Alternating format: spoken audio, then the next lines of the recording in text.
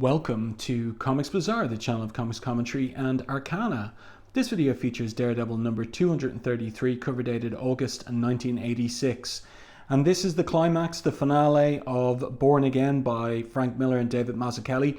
Cover here by Mazzucchelli with the cover caption Armageddon.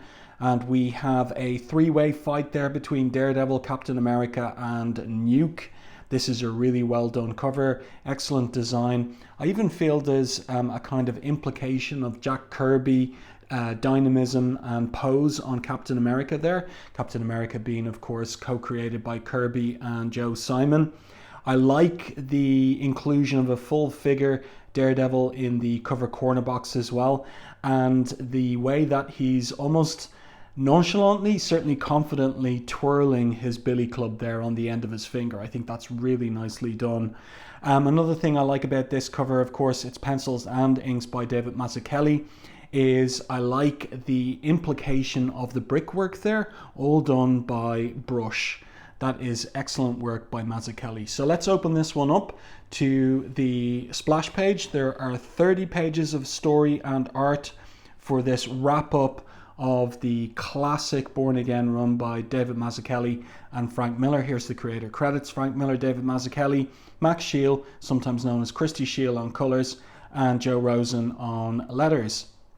So we've the cover caption, once again, as the title of this concluding chapter of the storyline. What an excellent splash page. What a dynamic, kinetic opening. So the explosion on a rooftop, the water tower toppling there. And again, this is all pencils and inks by Mazzucchelli. Love the implication of the smoke from the explosion here using a screen tone.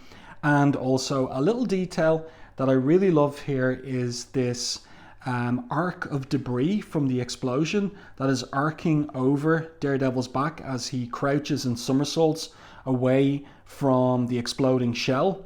It's really, really well done. Now down here in the left-hand corner we have a little notice, this issue respectfully dedicated to Jack Kirby. And that's intriguing. So my kind of thinking is that that's coming from Miller. It could be coming from both Miller and Mazzucchelli, but I think maybe primarily it's coming from Frank Miller, because we're going to get Frank Miller's version of Captain America in this issue. And interesting to think too how his version of Captain America, who is the representation of the ideals of the American Republic, the USA, to think about that in contrast to the way that Miller had recently portrayed Superman as a stooge of the American government in Batman Dark Knight Returns.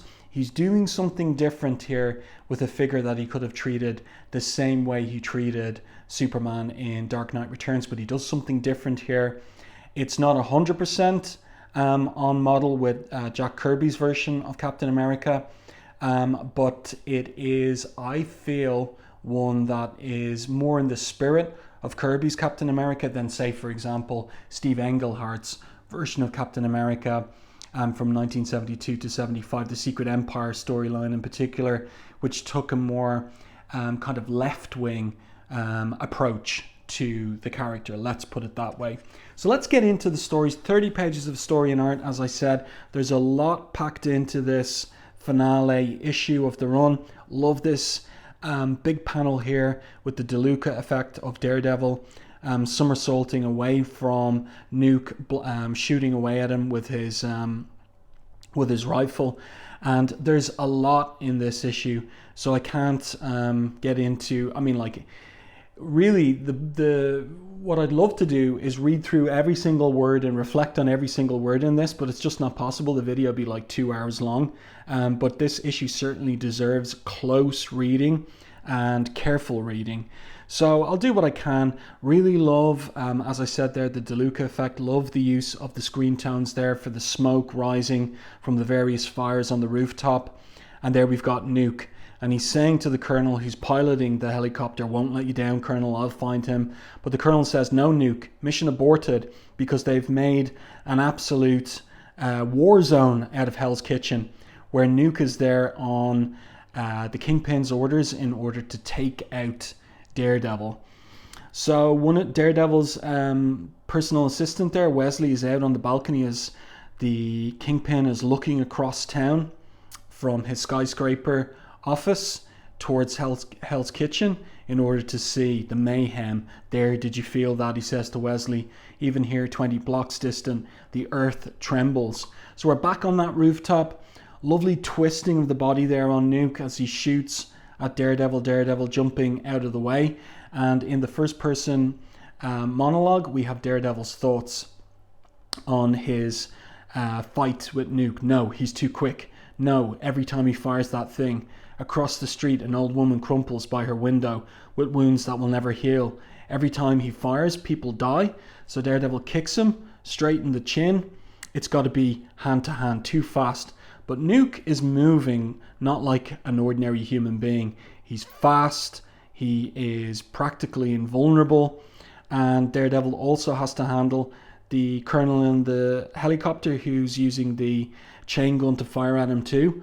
And he's got backup, that helicopter. Stay close to him, only chance. Love the slightly tilted angle here on the rooftop. Great spotting of blacks on the front of Nuke there, highlighting the flag that he's got painted on his face as well. It's really, really well done. Great colours by Christy Shield too. All the creative team just working in synergy to a level of perfection otherwise not seen in monthly comics. So Daredevil here trying to figure out how to stop this hulking antagonist. Don't give him a second. Nerve center. Feel it hum like a fuse box. Short circuit and it's no good. And Nuke here hits him in the back of the head with the butt of his rifle, and Kingpin is watching through his binoculars from across town.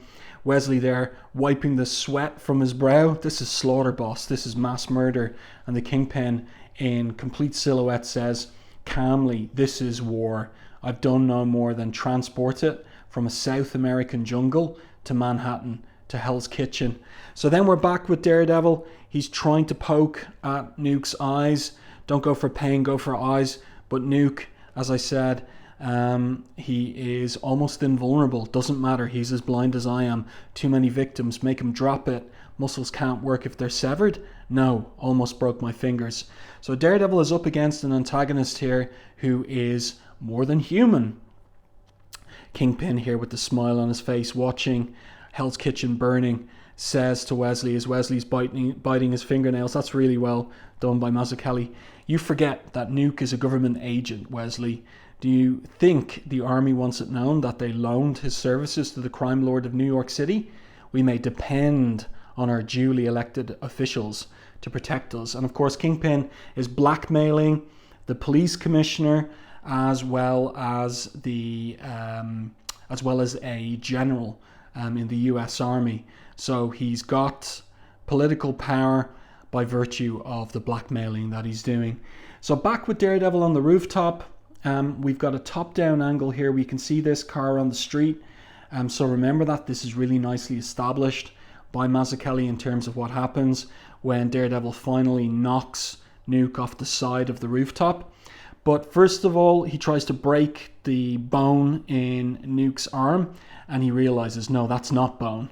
No more. Stop being clever. No more. So he kicks him off the side of the building. Down on the street, coming out of the diner, we have Ben Urich and Glory Ann O'Brien, ex-girlfriend of Matt Murdock, and current girlfriend or romantic partner of Foggy Nelson.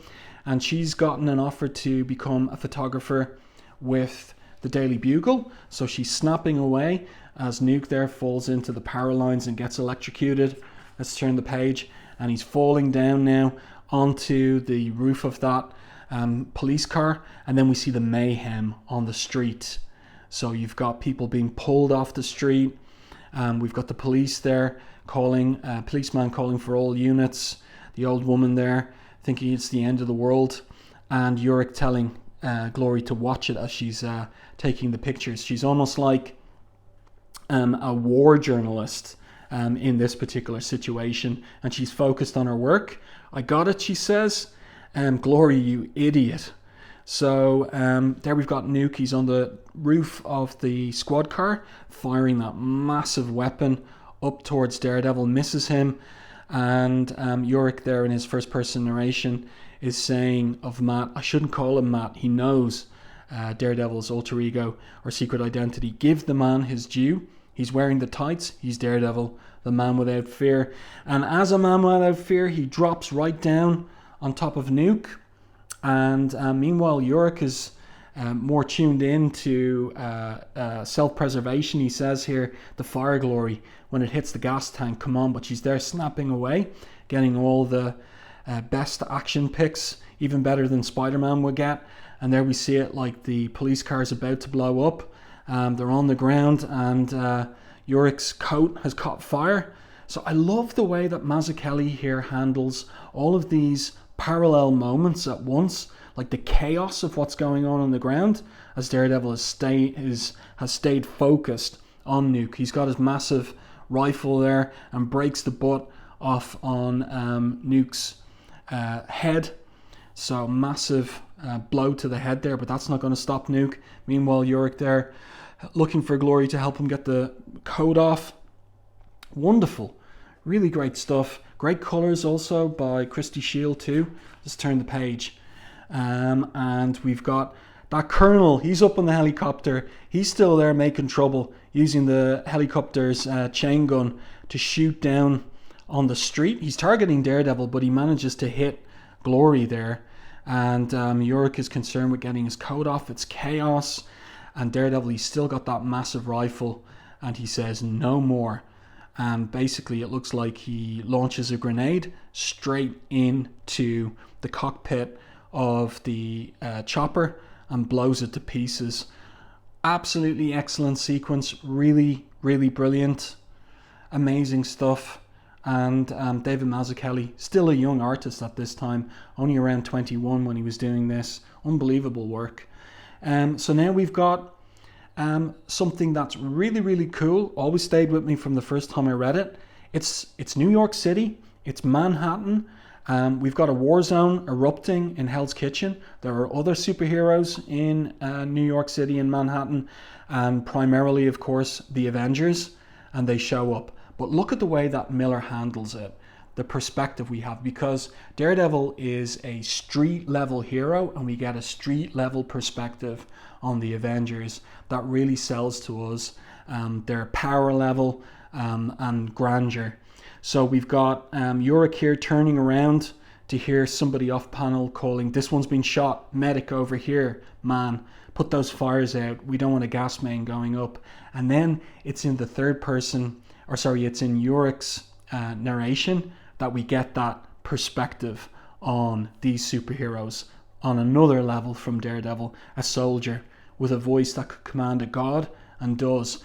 Always loved that panel there of Thor the Thunder God, primarily in silhouette, and commanding the rains to put out the fires. Suddenly it's raining so hard it hurts. Everybody who can fall silent. So everybody's in awe of the arrival of these demigods, except Matt. So Matt is focused on Nuke, the Kingpin. He sent you, say it. And Nuke is just gone. He's psychotic. Give me a white, give me a white. He's looking to calm down.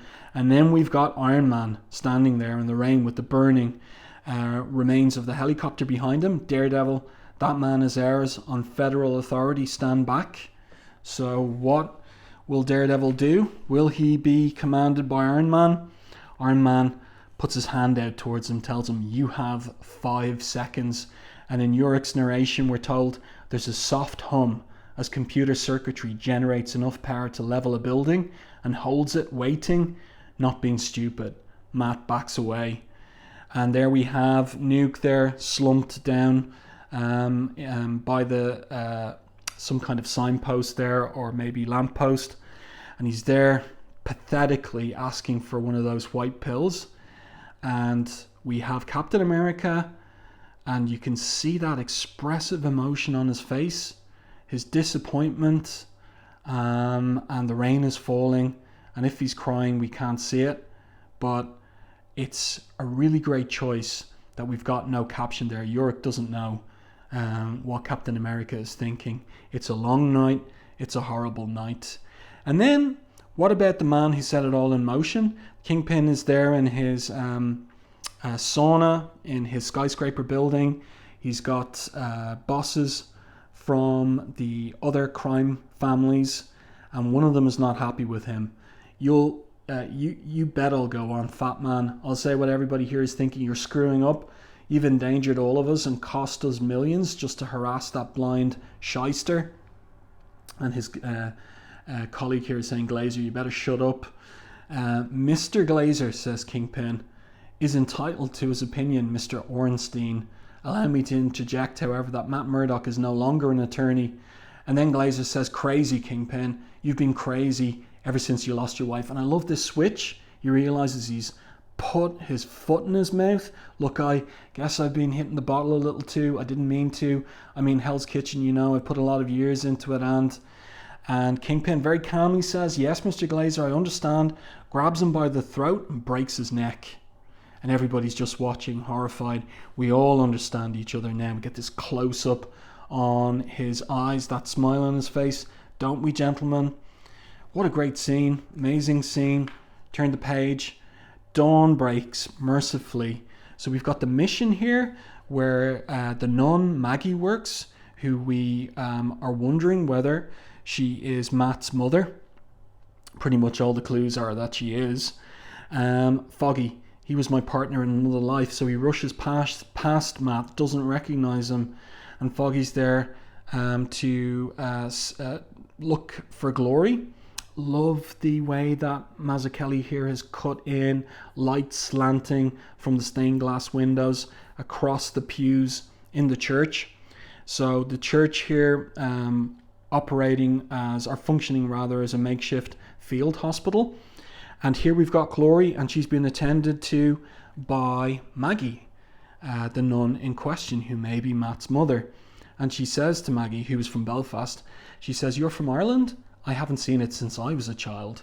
So this is more information that Miller is breadcrumbing to readers about Matt's family history, background there, his mother being Irish Catholic, and how on earth is it that he thinks she's dead, but she is a nun. And what is the story behind this? Was she ever married to his father, battling Jack Murdock? So, Glory says, I think we all saw it last night, sister, the bad part anyway. So again, she's from Belfast and referencing the what in Ireland are called euphemistically the Troubles. So Foggy's arrived for her. He's all emotion. Oh honey, I was so scared. Maggie turns to Matt here and tells him he needs to sleep. He says, I'm all right, Maggie, really I am. And then we get the off-panel conversation between Foggy and Glory. Of course I came, Glory. I'm so glad you're okay. You are okay. And she says, bullet passed right through, Foggy, though it did take a chunk of me with it. And he says to her, I can't believe this happened. First thing we'll do is get you to a proper hospital. She says, I can't be moved just yet, Foggy. I've got a favour to ask you. So what's the favour? Maggie continues to tell Matt, get some sleep as soon as you can. So he walks over to Karen. So Karen is there too, because the apartment that they were living in Hell's Kitchen, that was taken out by one of Nuke's rounds or missiles, but she survived, and so she's also being taken care of there in the church too. And she's delighted to see Matt. There you are. He kisses her, and while all that's happening, we're getting an insight into the breakdown of the relationship between Foggy and Glory. Sure, Glory, whatever, he says to her, and she replies, well, I hate to ask, Foggy, but could you take this roll of film to the Daily Bugle to Ben Urich? By now he's climbing the walls. And he says to her, guess you're pretty serious about this job. I thought maybe, don't even start with that, Foggy. I've lost nothing that won't grow back. And the pictures I took, yeah, well, I'll be seeing you, sweetie. Sure, Foggy, I'll call you. Like, it's over. That relationship is over. Glory is focused on this prospective new job, and she's got no time for romance. Poor old Foggy.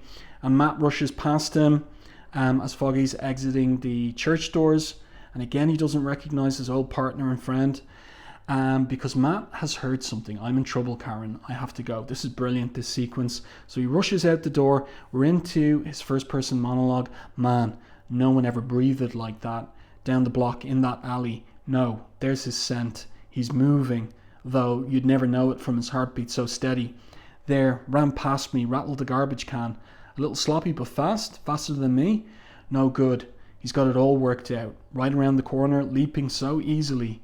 Window still creaks with his weight. 300 pounds at least. His muscles lie about it, like hydraulic pumps. They swing him up. So let's see. Full page image, or actually no, anchor image. It's Captain America. So great descriptions of Captain America there. His steady heart rate, even as he overtakes Matt running. His 300 pounds of pure muscle, all worked out. He tracked me since last night. So Captain America, Daredevil, I mean you no harm. Now knows. Well, he doesn't know who this person is. He doesn't know he's Matt Murdock, but he's tracked him anyway as an individual and knows that he is Daredevil. What do you want? Asks Matt. Love this panel. Love Matt like swinging onto the rooftop. And, you know, he is the man without fear facing off against Captain America. He's not cowed by him. That man last night, who is he? Asks the captain. You didn't ask. Your employers, I mean, says Matt. And this is where we get Miller's characterization of Captain America that's so interesting. The captain says they aren't my employers. They said he's a terrorist. No ordinary terrorist, says Matt, if that's even what he is. No, he's too good at it and too well made. His skin contains several kinds of plastics. It's very tough, doesn't burn easily. His skeleton, his muscles, they're only partly human. So what's it to you? So we're getting our first clue here that Nuke isn't, we're getting maybe more an explicit information that Nuke isn't 100% human. He's some kind of quote-unquote super soldier. So what exactly is he, and where did he come from? He wears the flag, says Captain America to Matt's question. What's it to you? I hadn't noticed, says Matt as he dives off the side of the rooftop, as if he's diving into a swimming pool. It's brilliant. And then Captain America just left there in silence, in silhouette, with the sun rising over Manhattan. It doesn't mean anything to them, thinks the soldier. To them, it's just a piece of cloth. Sometimes I feel so weak. We're right into his thoughts now. And then we have Glory's pictures, make it just under the deadline. Mystery killer attacks Hell's Kitchen, dozens dead. And we're in Yorick's first-person narration. Jameson is so happy. He springs for two colours, blue and red. So we got the red, white, and blue on Nuke's face. It's a good story, makes all the right people look terrible. So Yorick is delighted with himself there. And then it looks like we're in this skyscraper in New York. That looks like the SHIELD insignia outside of it. Will you contain the story, General? Asks Kingpin on screen. Or must I take measures of my own? So this is the General that's in the Kingpin's pocket. He says, you can count on my department to render the situation stabilized, Mr. Fisk. And then behind the General, somebody's saying, sir, you can't. As Captain America, he's entered the General's office just as the General turns off the telly screen. And Captain America's got the paper, the edition of the Daily Bugle. General, who is this man? So the General here starts to sweet talk Captain America. Captain, pleasure to see you, pleasure. Oh, that's nonsense, I'm afraid. You're not cleared for that, Captain, but it's nothing to... You know how these things... I really wish I could tell you, Captain, then you'd know. It's nothing to... I wish I could. You know the department holds you in the highest regard. We've always valued your commitment and your loyalty. And again, here comes Miller's characterization of Captain America, where he says, I'm loyal to nothing, General, except the dream. So... this version of Captain America, Miller's version of Captain America, is not loyal to the General, to the US military or whatever department of the US military this is. And then by extension or by implication, that would mean the Commander-in-Chief as well. I'm loyal to nothing, General, except the dream. So respectfully dedicated to Jack Kirby, it raises the question, what would Jack Kirby make of this? Now, Kirby's Captain America... his most recent work on Captain America, 1975 to 77, really focused on the Captain's idealism the importance of the individual, the American dream. And I think that that's what Miller's referencing here. But I wonder, would Kirby be explicit like this, or what would he think of this explicit? Well, is it explicit? It's more implicit repudiation of loyalty to the commander-in-chief, but loyalty instead to the dream, the American dream, and its ideals. And then we're back at the diner that Matt was working in as a short order chef. And there's a problem there with for the poor owners, Bertha and Otto Schnapp. Otto says the insurance company found some excuse I couldn't even understand to keep from paying on the policy. I think it is Karen says you could sue them, Otto. Matt says you could sue them, Otto. And Otto says, you ever sue anybody, Red? Me and the bride, we're not young anymore. We've never been rich. Being right, well, that doesn't count for much, not when you bring lawyers into it. And Matt says, no, I guess it doesn't. Remember, he's lost his license to practice law. Karen says, we're both unemployed now, Matt. She notices, you've got something in mind. What is it? It's sneaky, he says. So what could that be? Meanwhile, Captain America is exiting the building, or is he? He says to the corporal manning the lift, when the corporal asks him, does he want to go down to the ground floor? Not just yet. Sub-level 6, the vault. Sir, you aren't cleared. And Captain simply says, yes, corporal, and he smacks him unconscious.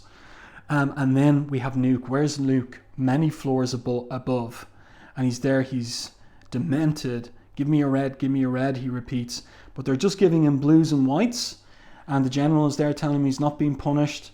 There's a medical technician there with a doctor's bag. And Nuke is saying, this is my country, I want to stay here. You'll serve it better overseas, son, says the general, showing him ill-advisedly the Daily Bugle headline. That's where the enemy is. And Nuke here is enraged. No, the enemy is here, he says, snarling. Let's continue.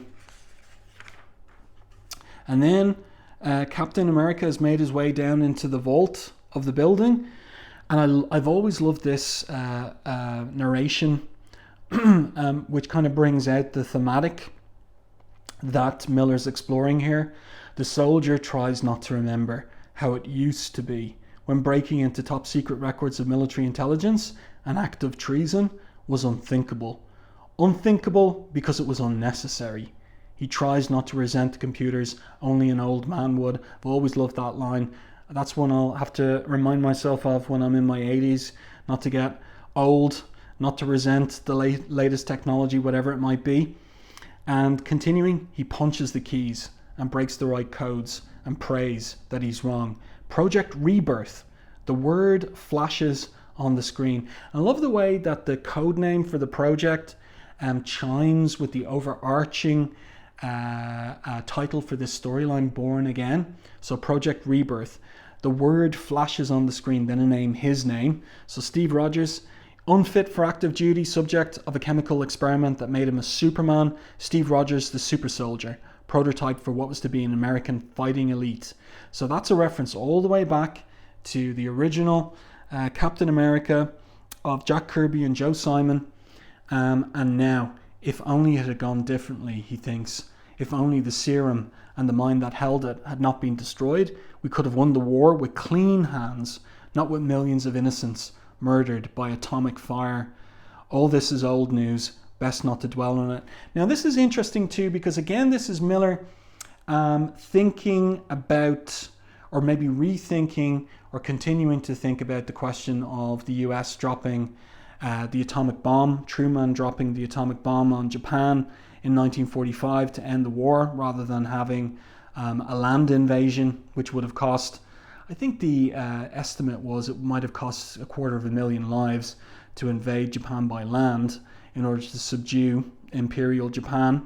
But in Dark Knight Returns, it is James Gordon who thinks that Batman, or rather he thinks about Truman, he thinks about the decision to drop the bomb and how it was a decision just on a whole other moral level, and also how Batman is on another moral level in that particular storyline. But here we have Miller writing Captain America to have a very different perspective on the dropping of the atomic bombs, and in particular regarding it in respect of killing millions of innocents with atomic fire. Not just killing, sorry, the verb is murdered by atomic fire. All this is old news, best not to dwell on it. Code after code he untangles easily, impatiently hunting for attempts to revive Project Rebirth. His stomach lurches as 20 names appear. 20 dead, all but one, Agent Simpson, codenamed Nuke. So here we go, we've got the background on him now. He is a super soldier of the modern age, and of an America that is not the one that Steve Rogers fought for in World War II. So here we've got Nuke. He's enraged by that headline. He starts attacking the people in the lift. The medic tries to tranquilize him, doesn't work. Nuke is basically shooting people, shooting to kill, breaks the handcuffs on his wrists. The general there is, trying to talk him down. Don't go off half-cocked. Nuke pulls the tranquilizer dart out of his soldier. I won't let you down, sir. Opens the doctor's bag and takes a whole pill box full of reds. They try to make our boys ashamed. And meanwhile, down in the vault, Captain America is just sitting there stunned and sickened by what he's learned. And then the alarm goes off. Love the way that we see that he's knocked out the two military policemen down there, and he just turns his head and the alarm's going off. Use of a screen tone as well. Hell's Kitchen. So we've got Matt and Karen. Matt has thought of something sneaky to do, and we also get this nice little bit here. Remember, this is the mid-80s. It's the era of Dark Knight Returns. It's the era of Watchmen, deconstruction of the superhero and superhero tropes. And what about the costumes? What about running around in colourful long johns or tights, as one could pejoratively term them? Well, Matt gives an explanation here, an in-universe explanation. Costume gives me a psychological advantage over criminals, Karen. Makes it easier to move. Really? It's crucial? She just says, right, humouring him. But the costume is on. And then the Kingpin of crime, is getting an award as a legitimate businessman. The award from the Businessmen's Association was earned by hard work. And then I love the way it's undercut by what that hard work is, by having the arm broken of the daughter of an oil executive, by procuring a 16mm film of acts beyond description for an automobile distributor. Years of hard work, he thinks. Now they cheer me. So the Kingpin is delighted with his award, but there's one name that's bothering him: Murdoch. He's obsessed with Matt Murdock still. He's there when I least expect him. He hunts me, haunts me, laughs at me. He's nothing, only a man. I've broken so many. Wesley with something about Nuke. So Nuke is out. He's trying to get out on the street to wreak havoc again. But he runs into an unexpected antagonist, and it's Captain America's shield. And so his bullet flies off the star in the center of it, and Captain America batters him with the shield right out of the eagle, the Imperial Eagle emblem here on the side of the building. Wonderful symbolism, great pacing as well, tremendous fight choreography, wonderful spotting of blacks there. Also a perfect comic, and it continues. They're falling down onto this rooftop here. They're so heavy. Remember, Captain America's 300 pounds. Nuke is probably the same, if not more, right through the roof of the building. What was the sneaky idea Matt had? $30,000 fed by compulsive gamblers to clever con men, and now stand poised to be funneled into the technically legitimate side of the Kingpin's financial empire. $30,000 of rebuilt diner. So this is Daredevil now becoming something of a Robin Hood, and not robbing from the legitimately rich, but from the illegitimately rich to give to the poor and deserving. And the phone happens conveniently to ring, and the Kingpin's men were giving information here. Our army contact says Nuke broke out, headed for the Daily Bugle, scramble Rourke, and wire him good. Get him in position and wait for the kill order. So convenient that Daredevil got to hear that. Captain America's waking up here. This image here of Captain America, this profile of him waking up, reminds me of the image of Matt in the street in Daredevil issue, sleeping like a homeless person in a side alley with bags of garbage around him in issue 228. And I wonder if that's deliberate or if it's just happenstance. The soldier remembers the time before he was frozen. He remembers the smiles. There was so much hope in that time, his time. He remembers the war. Yeah, in a sense, you know, Daredevil as a character, Matt Murdock Daredevil, was broken down and then born again. And there's something comparable going on here with Captain America as well, where he's been broken down in respect of Nuke and what he learns about Nuke, but he is going also to be born again too. But he's got this war in his soul between the past and the present, what America was in World War II and what it is today in 1986. 3 blocks away has to be them. This is Daredevil on the rooftop. Great panel here. Love the way he's in silhouette. He's carrying the $30,000 as well. He hasn't forgotten that. The soldier thinks of airplanes, the old kind. Then he thinks of egg beaters. It's the sound. Army helicopters hovering over the roof. So Nuke here is respecting of Captain America. Captain, leave me here, Captain. I'll hold the line. And Captain lifts him up. On your feet, Sergeant. Meanwhile, he's still thinking his thoughts about the past. There was something more clean about the planes. Though they dropped bombs that burned flesh and destroyed the efforts of generations, those helicopters moving in, I don't like what they're saying to each other. This is Daredevil's first person narration. Wait till they come out, keep it tight. The planes didn't sneak in close, thinks the captain, like the helicopters do. They didn't pick off their victims like giant insects from a horror movie. Don't be old, thinks the soldier. Don't be crazy. Those are our boys. So there is this alignment, this commonality between Nuke as a patriotic soldier of the US military and Captain America as himself having been a super soldier, the first one. There is a commonality between them, an esprit de corps, and that's why, you know, like he's not doing something like killing Nuke or anything like that.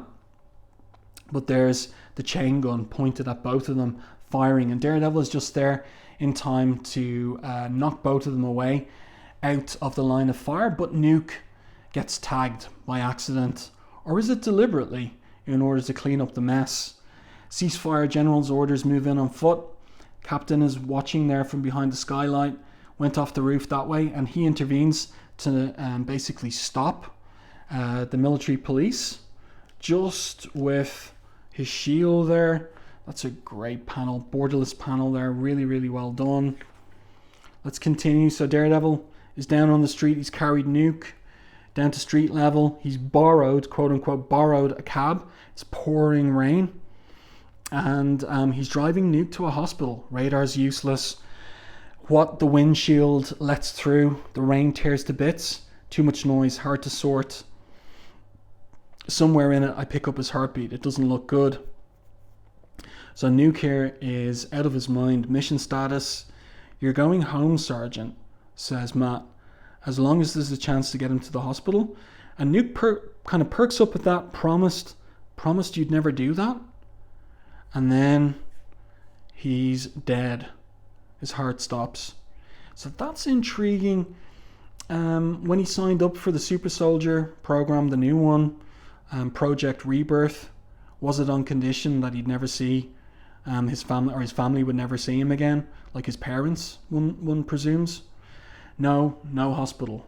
And you can see, look at how expressive Mazzucchelli's art. See the look of sadness on Matt's face, even through the mask. One place left to take him, one purpose he can still serve. So above, the captain's getting in the helicopter. He's heading east now. Keep on it, Corporal says. Captain America, wait, scan that roof, heat sensors. Yes, sir.